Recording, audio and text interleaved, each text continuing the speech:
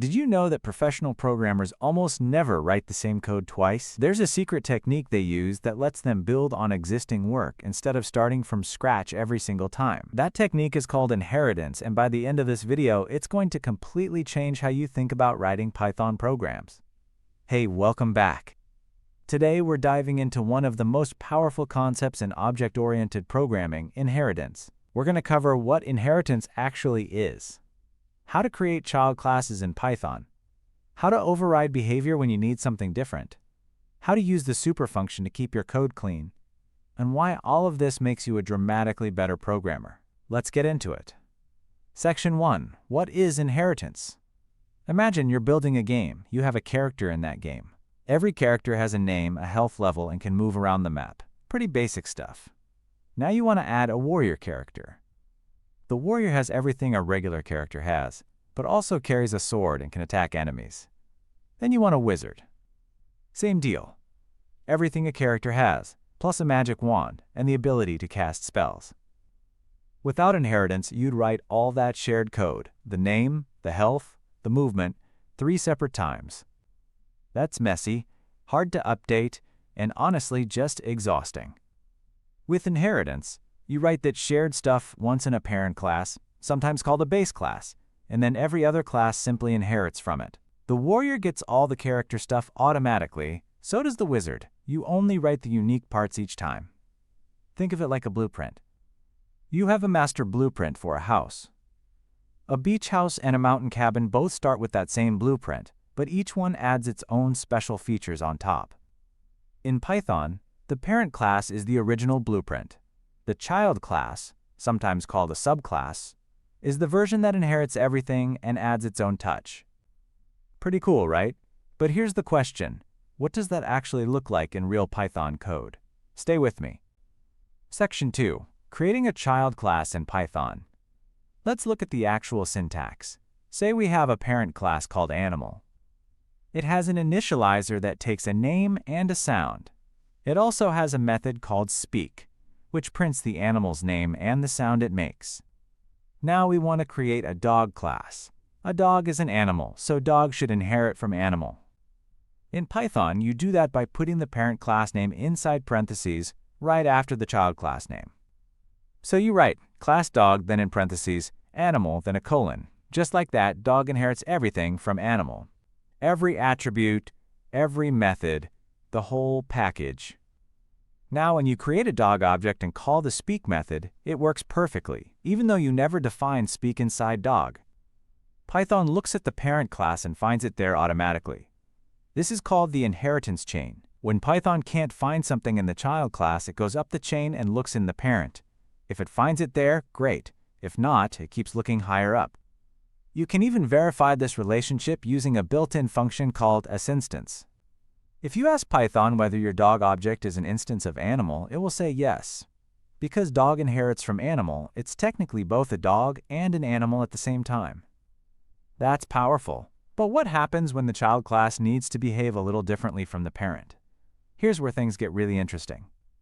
Section 3. Method overriding. Okay, so here's the thing. Sometimes a child class doesn't want to completely copy a method from the parent. It wants to do something similar, but with its own twist. That's where method overriding comes in. Overriding simply means redefining a method in the child class that already exists in the parent class. Let's go back to our animal example. The generic speak method might just print something bland, but a cat doesn't speak like a generic animal. It meows, and maybe it does it with a little attitude. So inside the cat class, you just write the speak method again, but with different behavior. Python is smart enough to know that when you call speak on a cat object, it should use the cat version, not the animal version.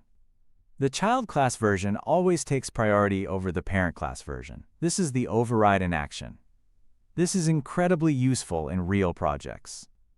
Imagine a payment system where every payment method shares basic behavior, but a credit card payment works slightly differently from a PayPal payment. Override just the parts that differ. Keep everything else from the parent. Now sometimes you want to override a method, but still use some of the original parent behavior inside it. For that, Python gives us something called super. Which brings us to our next section.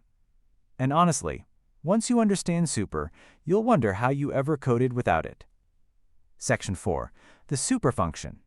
Super is a built-in Python function that lets you call a method from the parent class, even when you're inside the child class. Think of it as a direct line back to the parent.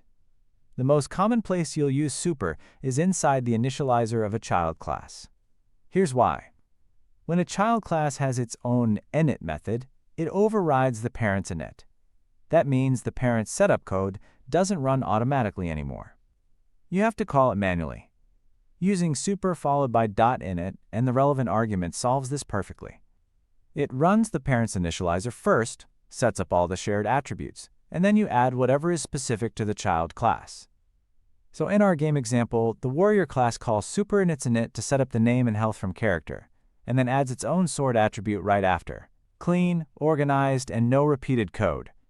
You can also use super to call any parent method, not just init. If you've overridden a method but still want to include the original behavior along with new behavior, super lets you do exactly that. It keeps your code DRI, which stands for Don't Repeat Yourself, a principle every good programmer lives by. And here's something worth thinking about as we move into our final section. What if you have multiple levels of inheritance, a parent, a child, and a grandchild? How deep can this go? Section 5. Multi-level and multiple inheritance. Python actually supports multiple levels of inheritance. You can have a vehicle class, a car class that inherits from vehicle, and an electric car class that inherits from car. Every level picks up everything from above it in the chain. Python also supports something called multiple inheritance, where a single class can inherit from more than one parent class at the same time. You just list both parent classes in the parentheses, separated by a comma. This is powerful but requires care. When two parent classes have methods with the same name, Python uses something called the method resolution order, or MRO, to figure out which one to use. Python checks from left to right in the list of parents you provided. In practice, most programmers keep inheritance simple and avoid deep or complicated chains. The goal is always to make your code easier to read and maintain, not harder. And here's the big takeaway from everything we covered today. Inheritance isn't just a programming trick, it's a way of thinking. It forces you to find what things have in common, build that once, and extend it cleanly. That's professional level thinking. All right, let's bring it all together. Today you learned that inheritance lets child classes reuse code from parent classes. You saw how to create a subclass in Python using parentheses. You learned how to override methods to customize behavior. You used super to call parent class methods cleanly.